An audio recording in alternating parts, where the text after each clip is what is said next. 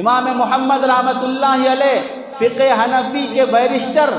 اور آپ نے کتب ستہ حنفی مسلک پر 6 بڑی کتابیں لکھی ہیں۔ رات کا 2 بج جاتے، 3 بج جاتے، مسائل لکھنے میں لگے رہتے۔ کوئی کہتا، اماں کہتی یا دوست کہتے، شاگرد کہتے کہ حضرت سو جائیے، سارے لوگ سو گئے ہیں، آپ کو بھی نیند آ رہی ہے، آپ کا بھی اپنے اوپر حق ہے۔ تو امام محمد فرماتے سارے لوگ یہ سوچ کر سو گئے ہیں کہ محمد جاگ رہے ہیں، کوئی بھی مسئلہ آئے گا تو وہ سنبھال لیں گے، اگر محمد بھی سو جائے گا تو امت کے مسائل کون حل کرے گا؟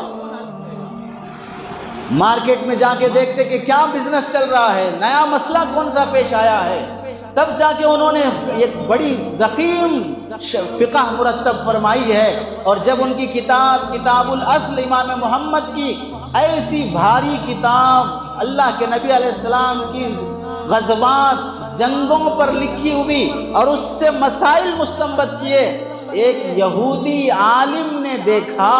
تو اس کتاب کے پڑھنے کے بعد یہ تبصرہ کیا، ھذا کتاب محمدکم الاصغر فکیف کتاب محمدکم الاکبر، یہ تمہارے چھوٹے محمد کی کتاب کا یہ عالم ہے تو بڑے محمد کی کتاب کا کیا عالم ہوگا۔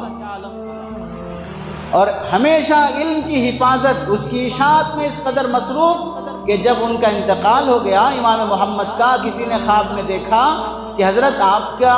جب انتقال ہوا تو موت کے وقت آپ کو سکرات کی تکلیف کیسے محسوس ہوئی، جان نکلنے کا کیسا آپ کو درد اور تکلیف ہوئی؟ تو امام محمد رحمۃ اللہ علیہ نے فرمایا